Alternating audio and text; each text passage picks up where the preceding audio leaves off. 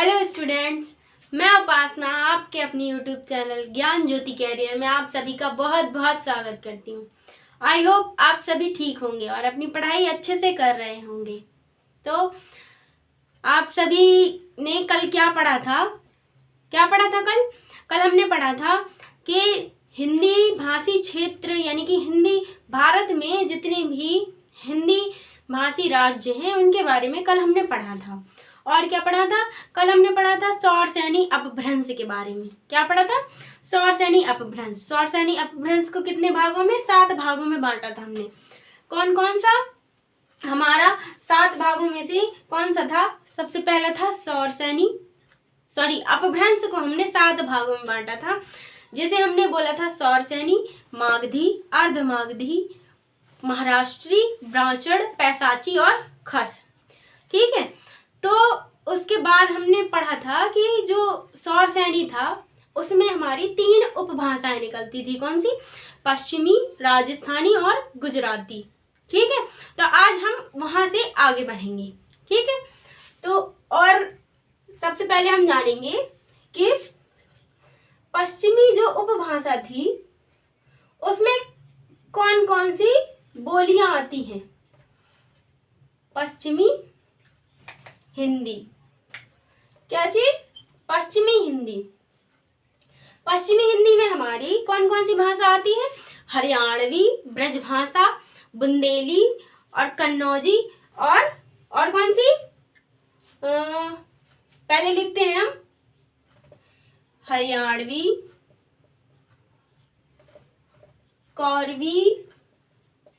कौरवी या हम इसे कहते हैं खड़ी बोली, जो आज हम हिंदी बोलते हैं।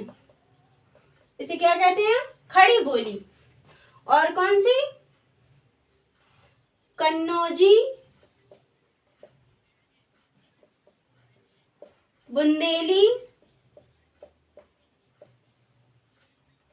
और एक ब्रजभाषा जो हमारे मथुरा क्षेत्र में बोली जाती है। कौन सी? ब्रजभाषा।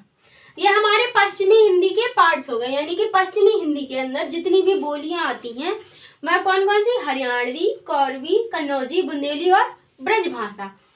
अब हम जानेंगे राजस्थानी हिंदी के बारे में।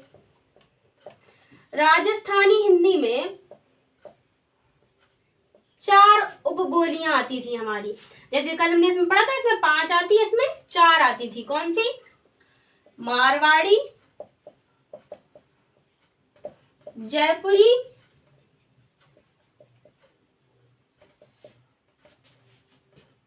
मालवी और मेवाती। कौन सी? मेवाती। अब हम पढ़ेंगे बिहारी हिंदी के बारे में।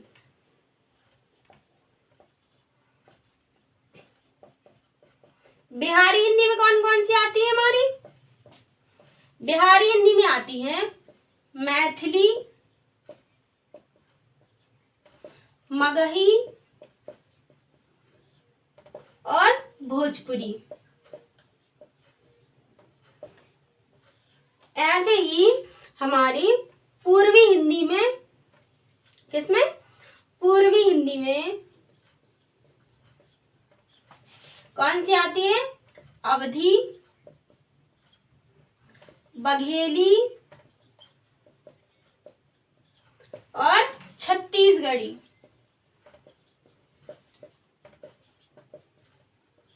कौन सी? छत्तीसगढ़ी। ठीक है, इतना हो गया। और एक और लिख लीजिए, पहाड़ी हिंदी, जो हमारे पहाड़ी क्षेत्रों में बोली जाती है। कौन सी? कुमाऊनी और गढ़वाली। ये हमारी पहाड़ी क्षेत्रों में बोली जाने वाली हिंदी है। तो इन 5 के बारे में हमने जान लिया। अब आप इसको नोट कर लीजिए अपनी कॉपी में। नोट कर लिया सभी ने? अब हम पढ़ेंगे हिंदी के राष्ट्रीयकरण के बारे में। हिंदी का राष्ट्रीयकरण कब हुआ था? हम सभी ने कल पढ़ा था हिंदी को राजभाषा के रूप में 14 सितंबर 1949 को हमारे संविधान में अपनाया गया था। उसी दिन हम राष्ट्रीय हिंदी दिवस मनाते हैं। तो जिस दिन हिंदी को हमने राजभाषा माना था, उसी दिन हमारी हिंदी की जो लिपि भाषा है देवनागरी, उसको भी हमने लिपि के रूप में देवनागरी को स्वीकार किया था। किसने? संविधान में।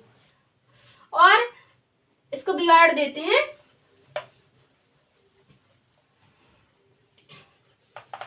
कल हमने एक क्वेश्चन पूछा था कि अंतरराष्ट्रीय हिंदी दिवस कब मनाते हैं। किसी ने आंसर नहीं दिया, एक ही आंसर मिला था। और आप लोग आंसर दिया करिए क्वेश्चंस का, तभी तो समझ में आएगा कि आपको कितना समझ में आ रहा है पढ़ने में। ठीक है स्टूडेंट्स, तो हमने कल पढ़ा था हिंदी के राष्ट्रीयकरण के बारे में। कब होता है एक बार रिवीजन कर लेते हैं। हिंदी को राजभाषा के रूप में कब माना गया था? 14 सितंबर 1949 को संविधान में हिंदी को राजभाषा के रूप में माना गया था। उसी दिन हिंदी की जो लिपि भाषा है, हिंदी की जो लिपि है देवनागरी, इसे भी संविधान में इसी दिन रखा गया था। ठीक है, तो जो देवनागरी लिपि है जिसमें हम लिखते हैं, देवनागरी लिपि में हम हिंदी लिखते हैं ना, तो इसे भी संविधान में उसी दिन माना गया था। और क्या, जो देवनागरी में जो भाषाएं हम बोलते हैं, यानी कि देवनागरी लिपि में जो भाषाएं लिखी जाती हैं, बोली जाती हैं, वह कौन कौन सी हैं, इसके बारे में हम लिख लेते हैं। देवनागरी लिपि की भाषाएं कौन कौन सी हैं? इसकी सबसे पहले तो संस्कृत, हमने पढ़ा था ना, संस्कृत देवनागरी लिपि में लिखते हैं हम। यानी कि वर्तमान समय में हम जो भाषाएं लिखते और बोलते हैं उनके बारे में हम जानेंगे। तो संस्कृत लिखते हैं हम, हिंदी, और कौन सी? मराठी और नेपाली। मराठी और नेपाली, ये भाषाएं हम देवनागरी लिपि में लिखते हैं। और देवनागरी लिपि का जो उद्भव माना जाता है, लिखते जाइएगा सभी लोग। देवनागरी लिपि का जो उद्भव है वह ब्राह्मी लिपि से हुआ है। किससे? ब्राह्मी लिपि से देवनागरी लिपि का उद्भव हुआ है। नेक्स्ट, अब इसका उद्भव तो हो गया, परंतु इसका सर्वप्रथम प्रयोग कहाँ पर हुआ? यानी कि देवनागरी लिपि का सर्वप्रथम जो प्रयोग था वह कहाँ हुआ होगा? इसका प्रयोग सर्वप्रथम हुआ था गुजरात में। कहाँ? गुजरात में। और क्या, देवनागरी लिपि की कुछ विशेषताएं हैं, उनको आप याद रखिएगा कि इसमें जो वर्ण हम बोलते हैं वही लिखते हैं, इसमें कोई मूक वर्ण नहीं होता। और इसमें जो भी मतलब कि जो भी जैसा हम बोलते हैं, जैसे हमने बोला, यानी कि जितने वर्ण बोलते हैं, यानी जितनी ध्वनि बोलते हैं उतने को ही लिखते हैं। उसका वही मतलब होता है, उसका कोई और दूसरा मतलब नहीं होता। ये हमारी देवनागरी लिपि की विशेषताएं हैं। अब हम जानेंगे कि संविधान में राजभाषा को कहाँ पर रखा गया है। संविधान में राजभाषा हिंदी को किस अनुच्छेद में, किस भाग में और किस अनुसूची में रखा गया है? तो संविधान के भाग 17 में हिंदी को राजभाषा माना गया है। और अनुच्छेद कौन सा है? अनुच्छेद 343 से 351 तक हिंदी भाषा का वर्णन है कि कौन मतलब हिंदी भाषा के बारे में, यानी हिंदी भाषा के विकास के बारे में इन जो अनुच्छेद हैं इसमें यहाँ पर वर्णन है उसका। और अनुसूची कौन सी है? 8वीं अनुसूची। कौन सी? 8वीं अनुसूची। हमारे संविधान की 8वीं अनुसूची में 22 प्रादेशिक भाषाओं का उल्लेख है। ठीक है, कितनी? 22 प्रादेशिक भाषाओं का।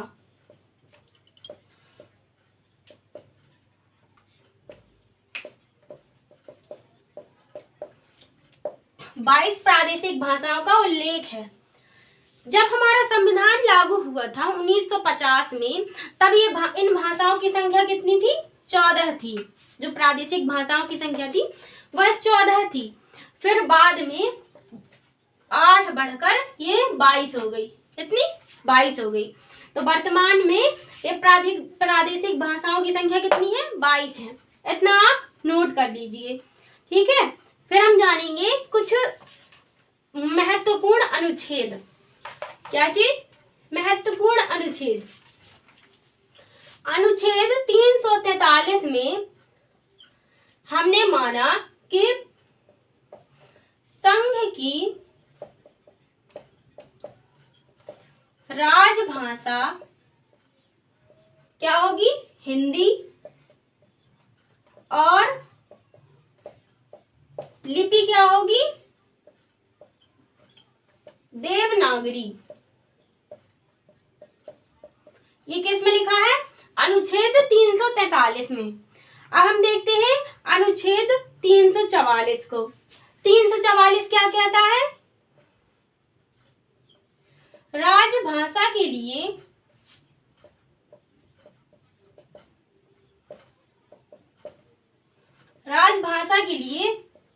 एक आयोग होगा, यानी कि राजभाषा आयोग। क्या चीज? राजभाषा आयोग। इसका गठन कब किया गया? इसका गठन किया गया 7 जून 1955 को। कब? 7 जून 1955 को। और इसके प्रथम अध्यक्ष जो थे वह कौन बनाए गए? इसके प्रथम अध्यक्ष थे B.G. खेर, यानी कि बाल गंगाधर खेर। इसके प्रथम अध्यक्ष बनाए गए।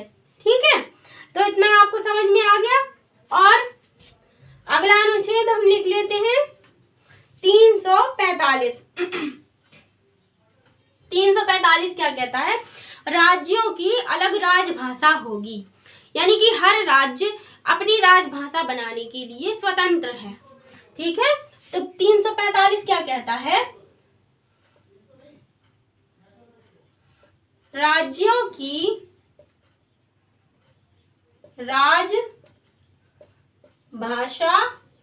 होगी, यानी कि जैसे कि उत्तर प्रदेश में हिंदी और उर्दू को राजभाषा माना गया, बिहार में हिंदी और उर्दू को राजभाषा माना गया, और मध्य प्रदेश में हिंदी और मराठी को। यानी कि इस प्रकार से हम अपनी अपनी राजभाषा अपने अपने प्रदेश में बना सकते हैं। और जो दक्षिण के राज्य थे उन्होंने अपनी अपनी जो प्रादेशिक भाषा थी उसे अपनी राजभाषा बनाया। ठीक है, तो इतना हमने जान लिया कि 345 में क्या लिखा है? राज्यों की राजभाषाएं होंगी, यानी कि यहाँ पर राज्यों की राजभाषाओं का उल्लेख है। नेक्स्ट आता है हमारा 348। 348 में सुप्रीम कोर्ट और हाई कोर्ट में जो भाषा होती है उसका उल्लेख है, यानी कि सुप्रीम कोर्ट और हाई कोर्ट में कौन सी भाषा हम यूज कर सकते हैं। जनरली हम इंग्लिश यूज करते हैं, पर यहाँ पर उस भाषाओं का उल्लेख किया गया है। ठीक है स्टूडेंट, इतना हो गया, इतना आप नोट कर लीजिए, फिर हम बढ़ेंगे आगे। तो अब हम बढ़ते हैं आगे। कल हमने एक क्वेश्चन पूछा था कि अंतरराष्ट्रीय हिंदी दिवस कब मनाते हैं, तो उसी से रिलेटेड क्वेश्चन है ये हमारा। ये क्या है? विश्व हिंदी सम्मेलन, यानी कि हिंदी के विकास के लिए जो काम होते हैं वह अपने देश से लेकर विदेशों तक जारी है अभी भी वर्तमान में। तो उसके लिए कुछ सम्मेलन रखे जाते हैं, उसकी उपयोगिता को बढ़ाने के लिए कुछ प्रतियोगिताएं होती हैं, उसके ऊपर वार्तालाप होते हैं। तो जो सम्मेलन रखे जाते हैं, सबसे पहले कहाँ पर हुआ था, इसको एक ट्रिक से याद कर लेंगे। कल हम एक शॉर्ट ट्रिक आपको अपलोड कर देंगे, तो आप उससे स्क्रीनशॉट लेकर याद कर लीजिएगा। और जो भारत के हिंदी भाषी क्षेत्र थे उसकी आज ट्रिक अपलोड हो गई है, आप लोग जाके देख लीजिएगा। तो इसकी एक छोटी सी ट्रिक है, याद करते हैं हम क्या, IMTUSIMF।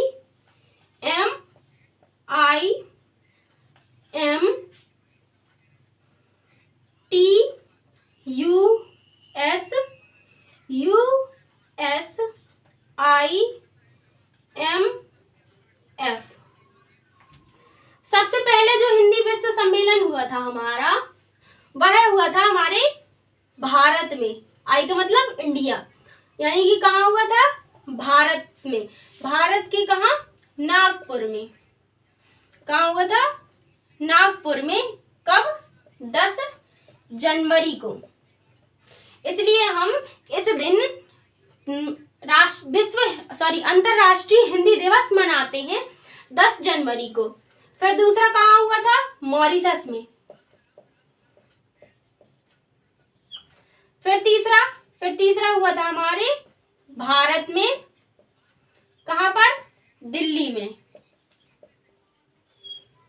फिर चौथा कब हुआ था, यह हुआ था मॉरिशस में। आपसे क्वेश्चन पूछ सकता है कि चौथा विश्व हिंदी सम्मेलन कहाँ पर हुआ था, तीसरा विश्व हिंदी सम्मेलन कहाँ पर हुआ था, इसलिए इनको याद कर लीजिएगा। और पांचवा कहाँ हुआ था, यह हुआ था टोबैगो में। कहाँ पर, टोबैगो में। और ये कौन सा हुआ, 1 2 3 4 5 6, छठवां कहाँ हुआ था, यूके, लंदन। कहाँ, लंदन में। और ये 7वां हुआ था सूरीनाम में। सूरीनाम। नेक्स्ट हमारा हुआ था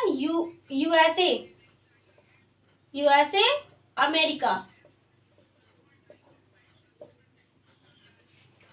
फिर नेक्स्ट हुआ था हमारा साउथ अफ्रीका में। कहाँ पर, दक्षिण अफ्रीका।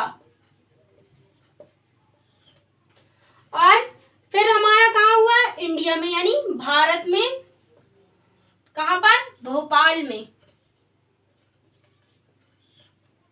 फिर हमारा हुआ जो ये था, कौन सा, 11वां हुआ था फिर मॉरिशस में। और अभी जो होने वाला है 12वां विश्व हिंदी सम्मेलन, वह होने वाला है फिजी देश में। कहाँ पर, फिजी देश में, 15 से 17 फरवरी 2023 में। कब, 15 से 17 फरवरी 2023 में। कहाँ पर, फिजी देश में। कौन सा, 12वां संस्करण है इसका, 12वां विश्व हिंदी सम्मेलन। कहाँ पर, फिजी में, 15 से 17 फरवरी 2023 को। इतना आप सभी नोट कर लीजिए। नोट कर लिया। अब हम पढ़ेंगे हमारे उत्तर प्रदेश की राजभाषा के बारे में, ठीक है। तो जो उत्तर प्रदेश की राजभाषा है, जैसे कि आप सभी जानते हैं, क्या है, हिंदी। तो लिखते हैं हम, उत्तर प्रदेश की राजभाषा। उत्तर प्रदेश की राजभाषा क्या है, Hindi. UP official language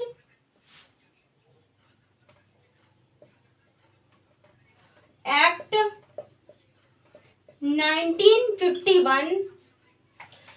Uttar Pradesh official language act 1951 के तहत हमारे उत्तर प्रदेश की राजभाषा 27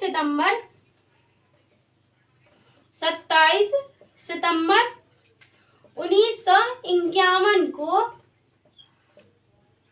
हिंदी को माना गया।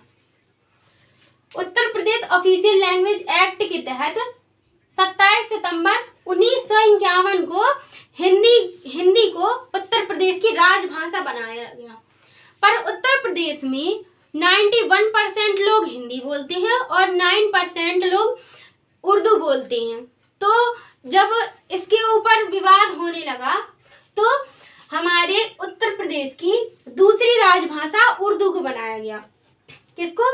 उर्दू को। इसको प्रस्तावित कब किया गया था? 7 अप्रैल 1982 को उर्दू को राजभाषा बनाने के लिए प्रस्तावित किया गया था। क्या किया गया था? प्रस्ताव दिया गया था। ठीक है, पर बनाया कब गया था? 7 नवंबर 1989 को उर्दू को उत्तर प्रदेश की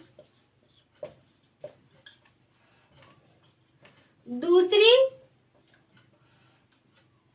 राजभाषा बनाया गया। कब बनाया गया? 7 नवंबर 1989 को उत्तर प्रदेश की दूसरी राजभाषा बनाया गया। किसे? उर्दू को। तो ये जो टॉपिक चल रहा था हमारा हिंदी और उसकी क्या भारतीय अन्य भाषाएं, यानी कि हिंदी के अंतर्गत जो भी जितनी भारतीय भाषाएं आती हैं जो हमारे एग्जाम के पॉइंट ऑफ व्यू से इम्पोर्टेंट थी, वो हम सारी लगभग कर चुके हैं। अब कुछ नहीं बचा इस चैप्टर में।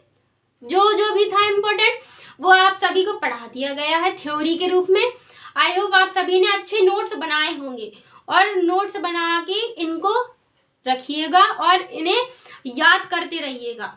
रिवीजन इज द मोस्ट, सबसे ज़्यादा रिवीजन करते रहिएगा।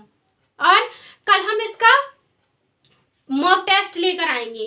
क्या चीज़?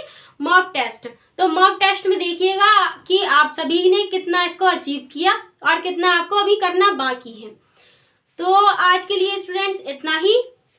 अब मिलेंगे हम अगली वीडियो में नए टॉपिक के साथ। कल पहले मॉक टेस्ट करेंगे, फिर उसके बाद हम नया टॉपिक करेंगे। जो भी नया टॉपिक आप सभी को चाहिए हो उसके बारे में हमें कमेंट सेक्शन में बताइएगा। ठीक है, और चैनल को ज़्यादा से ज़्यादा लाइक करें, सब्सक्राइब करें और अपने दोस्तों तक शेयर जरूर करें। क्लासेस को अपने दोस्तों तक शेयर करें जरूर से। तो तब तक के लिए नमस्कार।